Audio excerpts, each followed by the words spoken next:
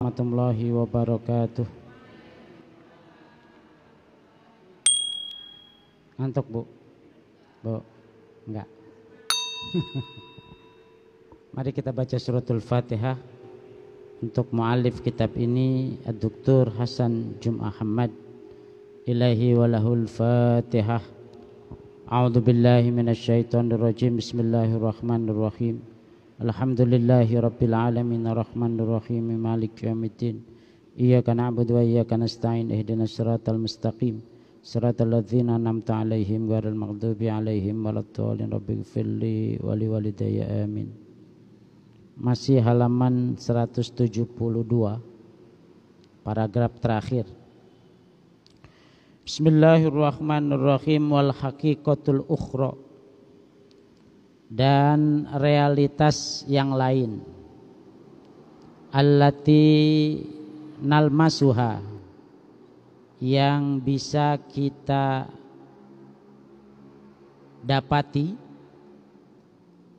wallati tatadammanuha al-isyaratu, wallati tatadammanuha, yang terkandung ha pada hakikat, apa al-isyaratu, suatu isyarat yang terkandung di dalam isyarat, ila anna min nafsil wahidati, kepada bahwa dari satu jiwa, khalaqa, maka menciptakan siapa Allah minha, dari nafsul wahidah, zaujaha, akan pasangannya. Karena maka adalah apa an-nafsul wahidata itu kafilatan, cukup menjadi jaminan, lau adrokatha al-basyariyatu, lau adrokatha, seandainya mencerna ha akan an-nafsul wahidah, apa al-basyariyatu, kemanusiaan, antuwafir, untuk melimpahkan, alaiha, pada an-nafsul wahidah, tilkal akhto, kesalahan-kesalahan itu, al-alimatu, yang pedih, allati taraddat, yang kembali, fiha, di dalamnya. Jadi dari ayat ya ayuhan nas inna khalaqnakum min dzakarin wa untha, dari ayat ya ayuhan nasu taqu rabbakumul ladzi khalaqakum min nafsin wahidah, itu ada realita lain, ada isyarat dari ayat itu bahwa ketika Allah menyatakan ya ayyuhalladzina amanu taqu rabbakum alladzi khalaqakum min nafsin wahidah, wahai manusia, takutlah kepada Tuhan kalian yang menciptakan kalian dari satu jiwa. Tapi perlu diingat di situ kalimat setelahnya, khalaqa minha zaujaha, dari satu jiwa, yaitu Nabi Adam. Kemudian dari Nabi Adam ini diciptakan pasangannya, khalaqa minha zaujaha.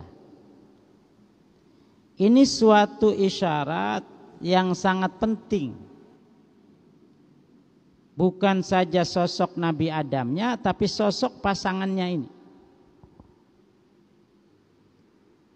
Kenapa? Karena dari pasangan inilah tumbuh generasi demi generasi.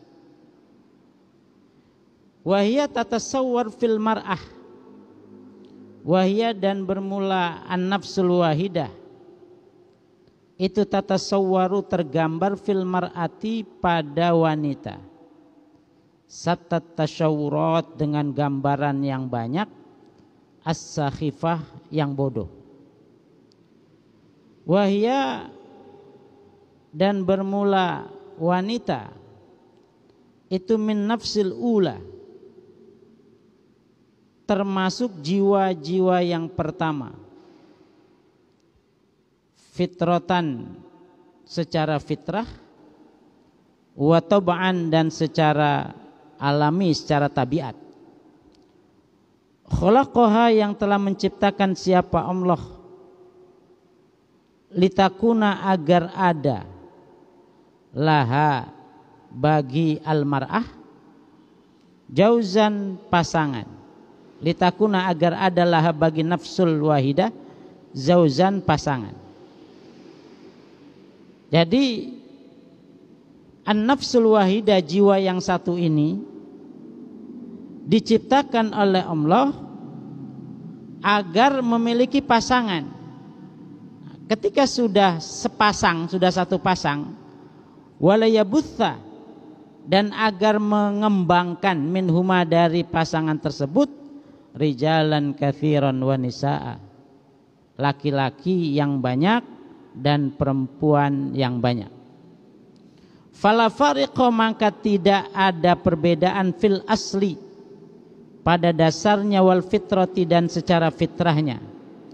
Innamal fariqu, adapun perbedaannya, fil isti'dadi wal wadifati, fil isti'dadi di dalam kesiapan atau di dalam potensinya, wal wadifati dan tugasnya. Jadi kita harus pahami bahwa Adam dan Hawa ini sesuatu yang penting. Laki-laki dengan perempuan ini adalah unsur yang sangat penting, karena dari sini muncullah banyak generasi-generasi, termasuk sampai kepada kita ini.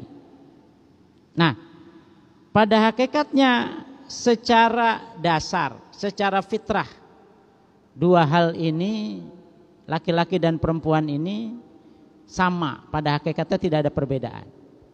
Cuma perbedaannya fil isti'dad, di dalam potensinya, di dalam kesiapannya, wal wadifati dan di dalam tugasnya. Kesiapan perempuan itu apa? Kesiapan laki-laki itu apa? Potensinya apa?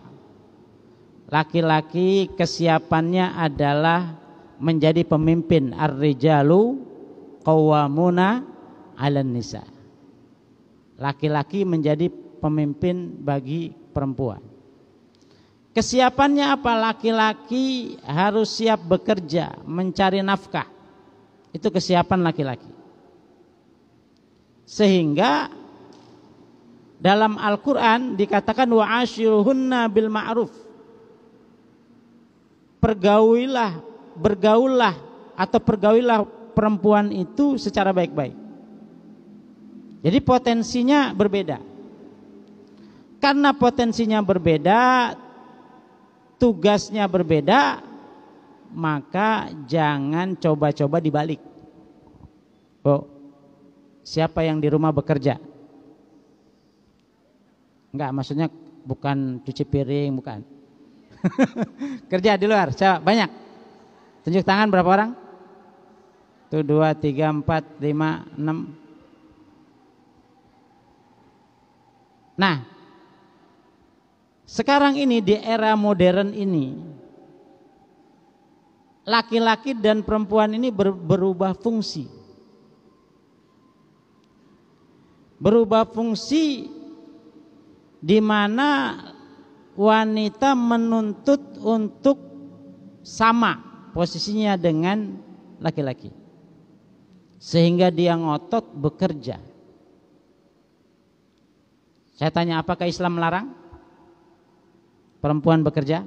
Oh, apakah Islam melarang? Islam pada hakikatnya tidak melarang sepanjang ibu bekerja tidak mengabaikan hak-hak suaminya. Jangan sampai nanti pulang kerja lelah, diajak hubungan sama suaminya, bilang saya capek mas. Begitu enggak Bu? Bu, begitu enggak? Siap selalu. Itu masalahnya. Ada penelitian di Amerika. Jadi wanita-wanita yang bekerja itu memang secara struktur tubuh itu tidak sama perempuan dengan laki-laki itu.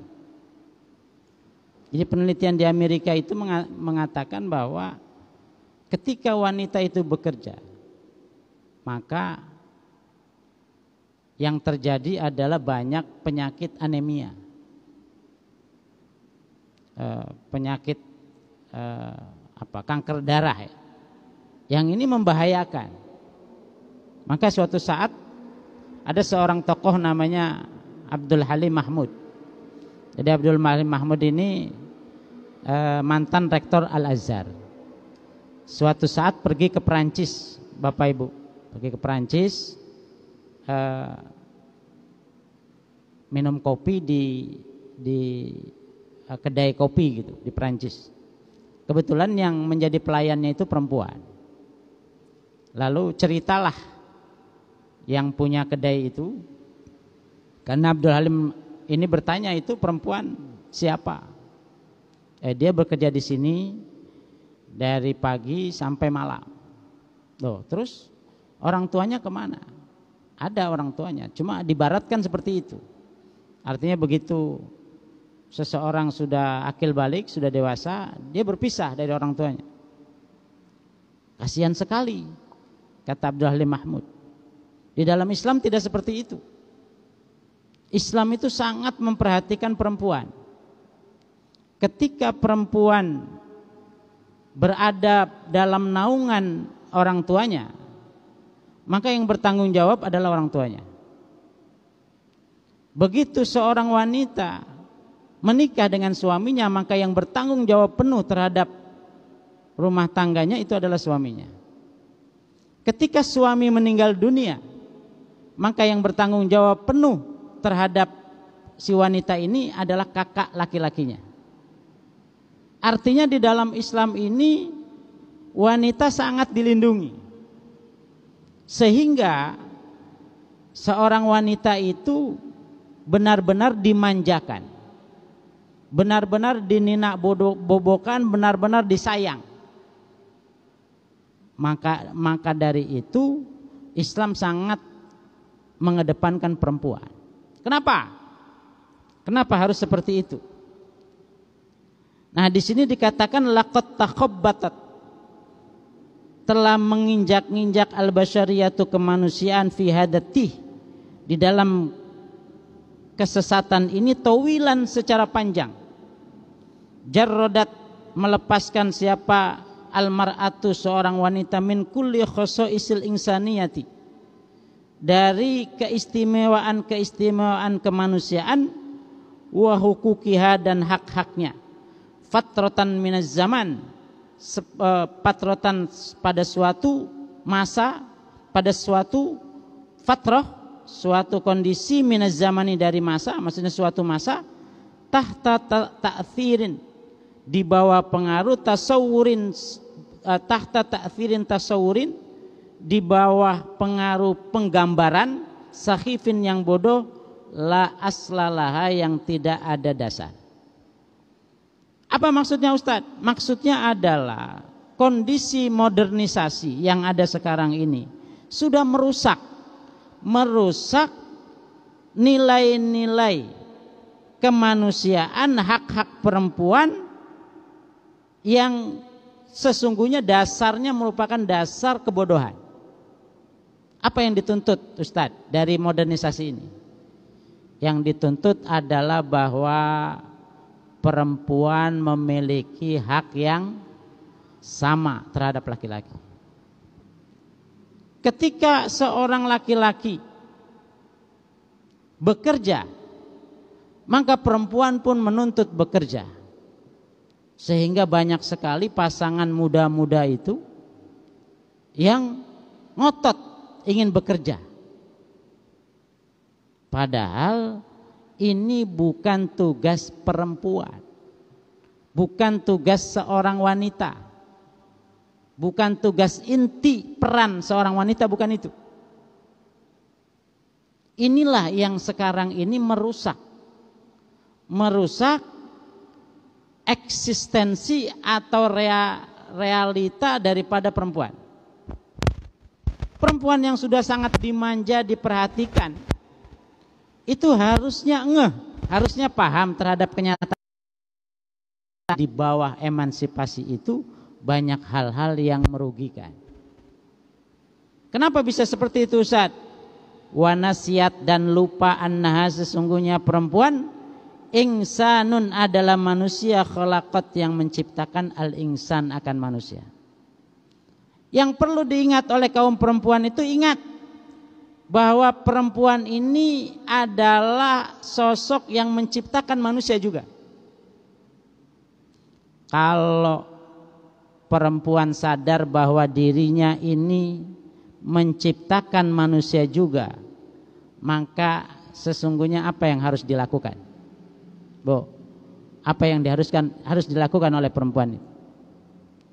Adalah menjaga dirinya sebaik-baiknya, sebagus-bagusnya. Pernah dengar ceritanya Imam Syafi'i yang Abah sering ceramah. Kalau ceramah itu sering diceramah-ceramain oleh beliau itu. Yang beliau suatu hari jalan di sungai, pernah dengar nggak? Terus nemu apel, ya pernah dengar nggak cerita itu? Kalau nggak salah Abbas sering menyampaikan itu. Lalu dimakan oleh Imam Syafi'i, ya kan? Begitu sudah kenyang, lupa loh, ini apel dari mana, ya kan? Lalu carilah oleh beliau, kan, siapa pemilik kebun apel ini? Oh, ternyata seorang petani. Beliau datang ke rumahnya, minta dihalalkan, tolong halalkan apel ini. Ya nggak bisa begitu saja, saya nggak mau. Itu bagaimana supaya halal? Kamu harus kerja di sini 1 tahun. Cuma makan apel 1, kompensasinya harus kerja 1 tahun. Sekarang kalau bapak mengalami gitu bagaimana? Pulang apa? Ya karena Imam saya pengen halal makanan, udah masuk. Ya udah dikerjakan 1 tahun. Sudah selesai 1 tahun. Bagaimana? Saya sudah selesai tugas saya di sini. Belum. Terus suruh ngapain? Kamu harus menikahi anak saya. Ya, gitu. Tapi kamu harus ingat, anak saya itu buta. Ya kan? Anak saya itu tuli. Anak saya itu pincang, lumpuh. Kira-kira kalau dikasih gambaran seperti itu, oh bapak bagaimana? Wah, nggak mau lah. Suruh kerja setahun cuma makan 1, suruh nikah. Yang mau dinikahin buta, tuli, lumpuh. Tetapi beliau kaget begitu disodorkan yang keluar wanita cantik ternyata. Lalu kenapa ayahnya mengatakan bahwa ini wanita buta? Karena dia tidak pernah melihat laki-laki lain. Kenapa dia ini dikatakan tuli? Karena tidak pernah mendengar gosip-gosip. Ya Bu. Kenapa lumpuh? Karena dia ini tidak pernah jalan ke tempat-tempat maksiat. Nah, itu kira-kira gambarannya seperti itu. Nah sekarang kalau perempuan itu bekerja, kira-kira kalau orang bekerja itu gambarannya bagaimana? Bu, lipstikan ya, lipstikan, bedakan, ya Bu, alisnya dicukur, ganti yang, kan sekarang modelnya perempuan begitu semua ya Bu. Alis aslinya itu hilang. Jalan masuk kantor, ada laki-laki yang iseng kan, disuitin. Kira-kira kalau perempuan disuitin gitu gimana Bu? Bu, kita sudah dandan, disuitin laki-laki, itu kira-kira gimana? Bu, kira-kira gimana? GR. Besok lebih tampil, menawan lagi, dan seterusnya dan seterusnya. Itulah yang terjadi di tengah-tengah masyarakat kita ini. Karena ibunya seperti itu, bisa nggak kira-kira menghasilkan keturunan seperti ayahnya, seperti ayahnya Imam Syafi'i itu yang tadi diceritakan itu, kira-kira menghasilkan keturunan yang seperti itu, bisa nggak diharapkan yang seperti itu? Sulit. Sebab kodratnya seorang laki-laki begitu melihat wanita cantik dandanan rapi, kodratnya apa? Bu, kodratnya apa laki-laki kalau melihat wanita cantik, gimana kodratnya? Menggoda. Kodratnya begitu.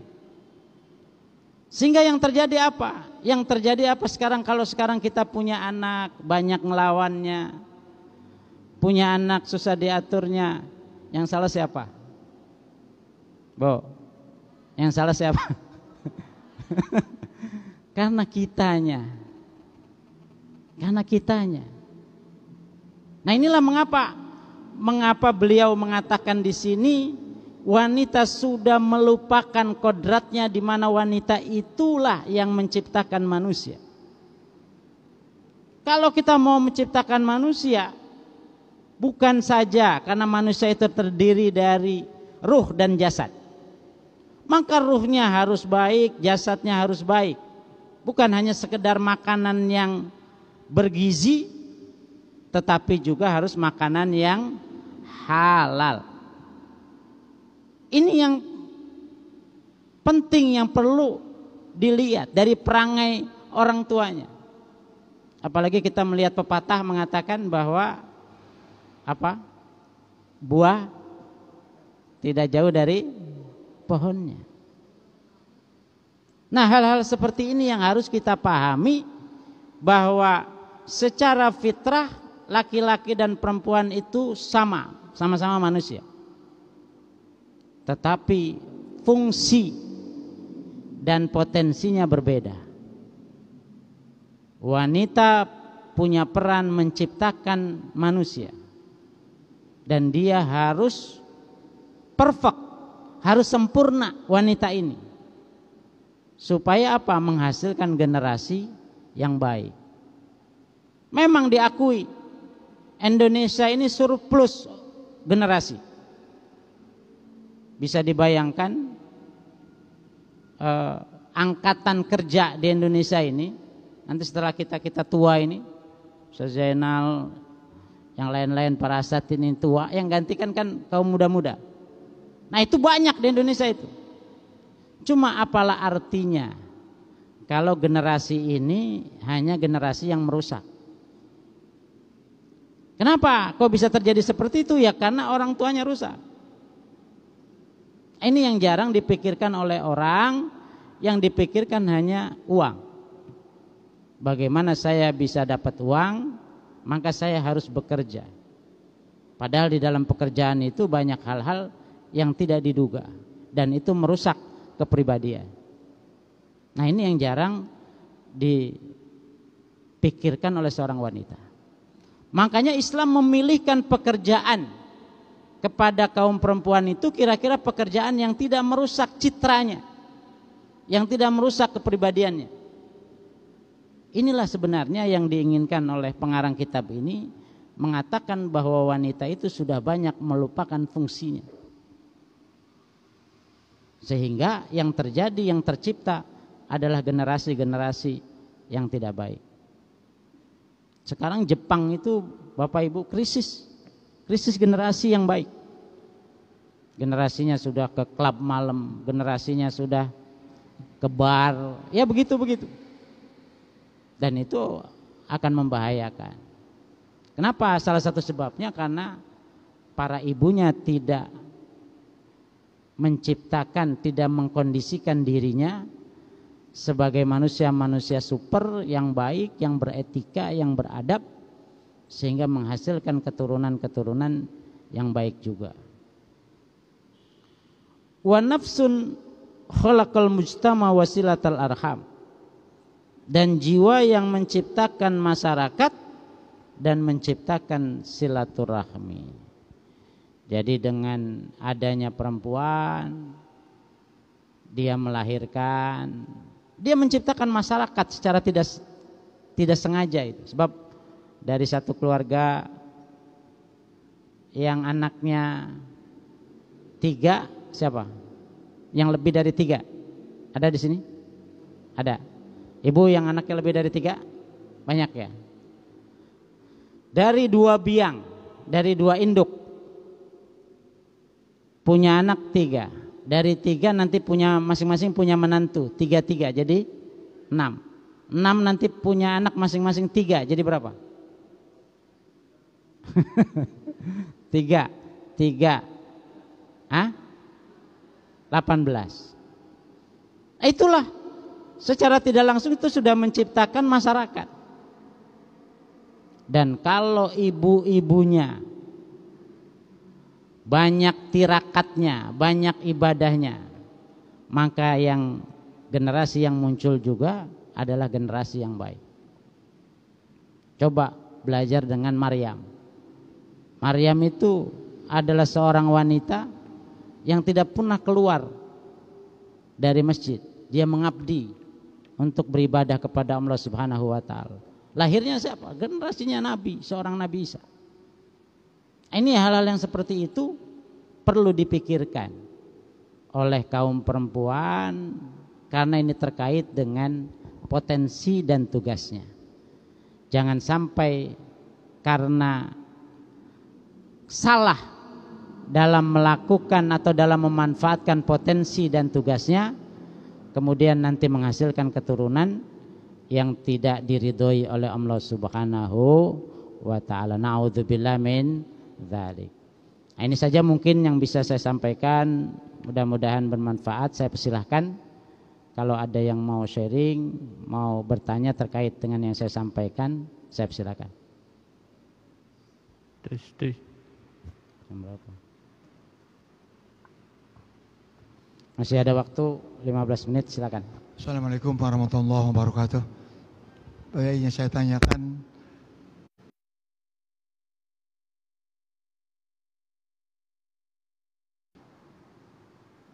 yang menjadi suami kemudian diemban juga oleh istri. Secara aturan agama ini tidak ada kewajiban seorang istri untuk mencari nafkah. Jadi kalau ibu-ibu yang hari ini sekarang bekerja membantu suami, ini sebenarnya adalah sedekah seorang istri kepada suami. Dan itu bukan tugas seorang istri. Lalu kalau ada seorang suami membiarkan istrinya bekerja, apakah berdosa? Secara hukum dalam hal ini suami berarti tidak menjalankan fungsi sesungguhnya daripada suami, yaitu bekerja. Nah, sehingga ketika suami membolehkan daripada istri untuk bekerja, maka suami juga artinya sudah melemparkan tanggung jawab. Nah, melemparkan tanggung jawab kepada seseorang yang bukan tanggung jawabnya sesungguhnya adalah berdosa. Oleh karena itu saran saya kepada bapak-bapak untuk tidak melimpahkan ini. Untuk tidak melimpahkan ini. Sebaliknya kepada ibu-ibu untuk tetap sabar menerima. Yang jadi masalah ini adalah tuntutan, lifestyle, gaya hidup. Sebenarnya kalau kita mau hidup secara sederhana, sebenarnya cukup. Kenapa kita ini akhirnya punya kebutuhan tinggi? Karena gaya hidup kita tinggi. Gaya hidup kita tinggi inilah yang kemudian menuntut wanita untuk bekerja. Padahal tadi dikatakan bahwa wanita ini punya fungsi yang sangat penting menciptakan generasi. Nah, kalau istrinya bekerja lalu dia hamil kemudian melahirkan, anaknya di rumah diserahkan kepada pembantu atau dioper-oper. Hari ini kepada mertuanya, sudah dioper kepada ibunya. Apa yang terjadi terhadap anak ini? Diurus oleh orang lain yang orang lain ini belum tentu atau tidak jelas cara mendidiknya seperti apa. Inilah konsekuensi yang nanti akan ditanggung oleh seorang ayah, seorang suami. Begitu dia melemparkan tugasnya kepada istri yang sesungguhnya bukan tugasnya, lalu banyak lagi rentetan-rentetan masalah yang nanti akan dihadapi oleh si suami karena kesalahannya memberikan keluasan kepada istrinya untuk bekerja, lalu anaknya tidak terurus, keluarganya tidak terurus. Yang terjadi apa? Investasi seorang suami atau keluarga di dunia ini menjadi lenyap. Punya anak karena tidak diurus serius, akhirnya berantakan semuanya. Jadi preman semuanya. Tidak ibadah semuanya. Rugi serugi-ruginya. Mending seorang suami bekerja mati-matian, kaki jadi kepala, kepala jadi kaki. Kamu di sini. Saya gitu, Pak. Saya bilang sama istri saya, kamu kalau mau bekerja sekalian bekerja, saya yang di rumah. Saya gituin Pak Bu istri saya. Sekalian bekerja tuh, bayar cicilan rumah, cicilan motor, air, listrik, anak sekolah, semua saya serahin. Nggak masalah saya. Saya tugasnya masak, nanti mandi. Saya gituin Bu, istri saya. Silakan saya bilang, nggak masalah. Nah, itu saya bilang, kenapa saya seperti itu? Ini kita punya generasi, saya bilang. Harus kita didik, kita ya sendiri yang mendidik, jangan orang lain. Karena ini investasi kita anak. Idza mata ibnu adama in qata amalu illa min thalath. Kalau sudah terputus amal perbuatan anak Adam di muka bumi, terputus semuanya kalau sudah meninggal. Illa min thalath, kecuali 3 kan? Shadaqatin jariyah, sedekah jariyah, au ilmin yuntafa, au waladin sholihin yadumullah. Kita sudah sedekah. Itu kalau kita punya uang. Apa yang mau kita sedekahkan kalau kita tidak punya uang? Kita tidak punya invest. Yang kedua, ilmin yang tafaubi. Kalau kita punya ilmu, kita bisa sedekah ilmu. Kalau tidak, nggak ada. Ya kita punyanya cuma anak. Anak juga misalnya durhaka. Apa yang kita bisa dapatkan dari invest itu? Nah, ini yang perlu dipikirkan secara mendalam sehingga kita betul-betul bisa memiliki keturunan menjaga yang baik sesuai dengan fungsi daripada seorang wanita yang dikatakan dalam satu pepatah al-ummu madrasatun, bahwa ibu itu adalah sekolahan, al-madrasatul ula, sekolahan yang pertama. Nah sekarang kalau sekolahan yang pertama ini berantakan, bagaimana sekolahan yang kedua, sekolahan yang ketiga? Itu pasti juga ikut berantakan. Maka saya menganjurkan kepada bapak, bagaimanapun kondisinya mendingan bapak yang babak belur. Pagi, siang, kaki jadi kepala, kepala jadi kaki.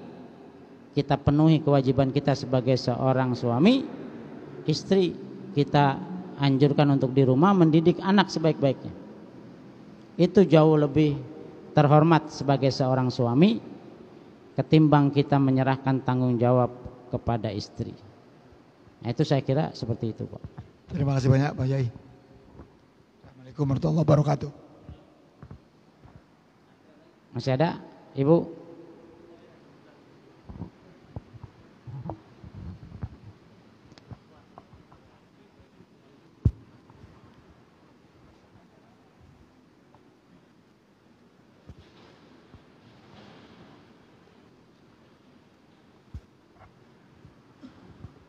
Assalamualaikum warahmatullahi wabarakatuh.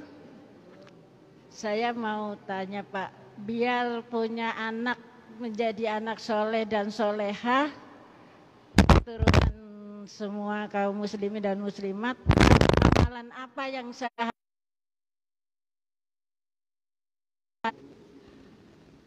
ini persiapan-persiapan yang harus dilakukan oleh seorang ibu. Jadi bagaimana ibu ini al-madrasatul ula, sekolah yang pertama. Jadi ibunya harus banyak tirakat, banyak ibadah, puasa Senin Kemis. Bahkan saya punya kawan itu Bu, begitu hamil dia puasa malahan. Si ibu itu puasa padahal dalam kondisi hamil. Kenapa? Nirakati anak, anaknya ditirakatin, diniatkan untuk menjadi anak yang soleh-soleha. Jadi bagaimana caranya? Bisa dengan mengamalkan amalan-amalan apa saja yang sifatnya dawam, yang sifatnya terus menerus. Entah itu mengamalkan sholawat, entah itu mengamalkan bismillah, entah itu mengamalkan ratib hadat, entah itu mengamalkan yasin fadilah, apa saja yang sifatnya tirakat, entah itu dengan puasa, entah itu dengan sholat sunnah. Yang jelas ada 4. Yang pertama adalah wirid, dzikir kepada Allah. Yang kedua adalah puasa sunnah. Yang ketiga adalah membaca Al-Quran. Dan yang keempat adalah sholat sunnah. Jadi 4 hal ini yang ibu usahakan bisa melakukan. Sholat sunnah, puasa sunnah, lalu wirid, dzikir dan membaca Al-Quran. 4 hal ini tirakat yang harus dilakukan oleh seorang ibu untuk janinnya. Jadi diniatkan amalan itu untuk janin saya di dalam perut ini. Insya Allah kalau ibunya rajin tirakat, rajin ibadah, ini nanti akan membentuk generasi-generasi yang soleh soleha. Jadi soleh soleha itu dibentuk bukan saja disekolahkan pesantren ketika sudah, bukan, dari mulai awal. Coba lihat Abah almarhum, ibunya siapa? Ibu beliau itu orang yang tirakatnya sangat tinggi, makanya Abah itu sangat sayang sama ibunya itu. Tirakatnya luar biasa itu. Jadi seorang ibu itu luar biasa. Maka kata Nabi, ya Rasulullah, kepada siapa saya berbuat baik? Kepada ibumu, kepada ibumu, kepada ibumu, baru kemudian kepada ayahmu. Artinya apa? Artinya ibu ini sangat penting. Makanya ibu ini yang harus banyak tirakat. Kurangi gosip, Bu. Kurangi padangan tuh biasanya ujung-ujungnya gosip itu dikurangi. Ya, hal-hal yang seperti itu dikurangi, tapi diperbanyak sholat sunnah, diperbanyak baca Quran, diperbanyak wirid, dibanyakan puasa sunnah. 4 hal ini kata Imam Ghazali, ini yang nanti akan bisa menjadikan kita memiliki anak yang soleh soleha. Kenapa anak kita ini sekarang pada melawan, pada kurang ajar, diperintah tidak mau, disuruh tidak mau? Ya, kembali kepada kita. Bagaimana tirakat kita kepada calon anak-anak kita itu.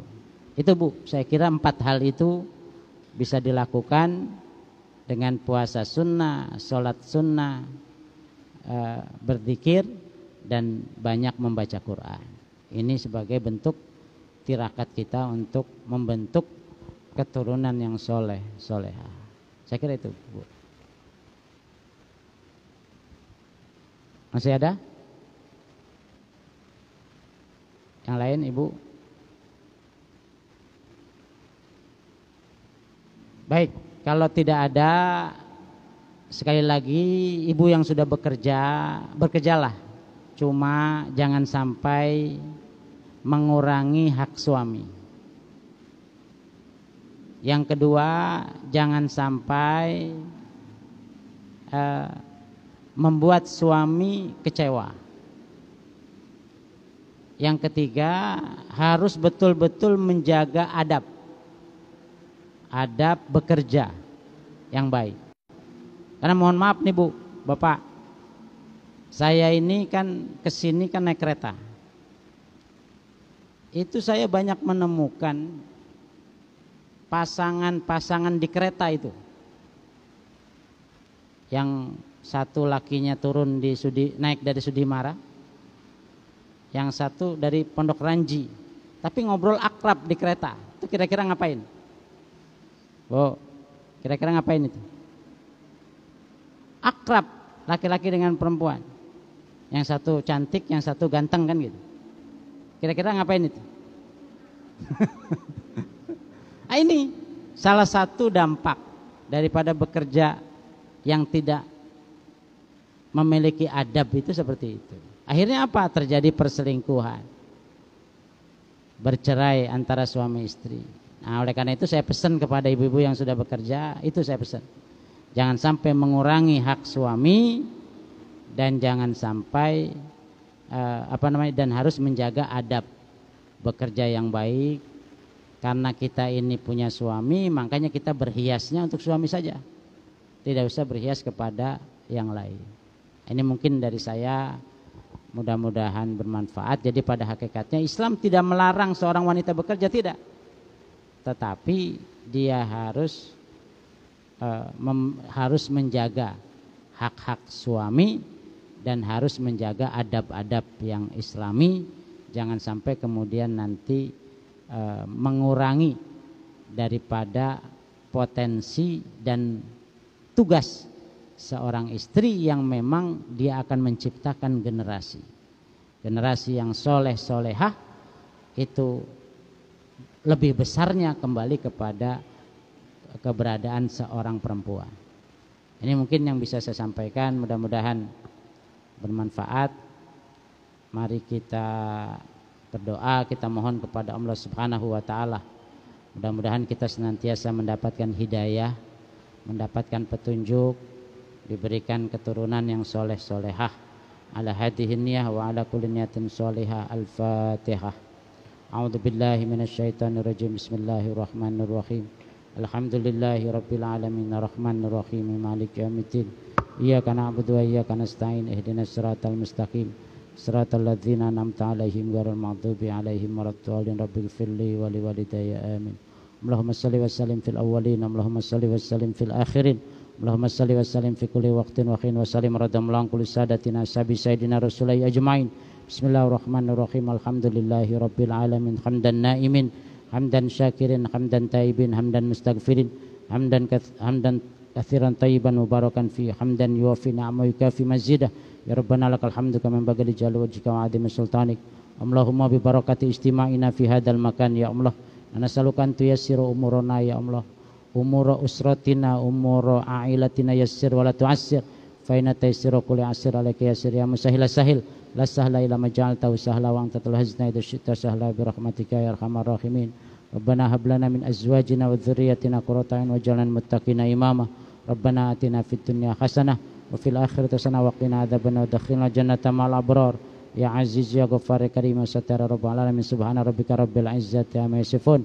Wassalamun ala mursalin walhamdulillahi rabbil alamin. Rabbi yassirli ya man tayassarana ya sidana ya aini. Qultu fli ya man talatafana ya Rabbana ya aini. La liqa ma'as salamah. Assalamualaikum warahmatullahi wabarakatuh.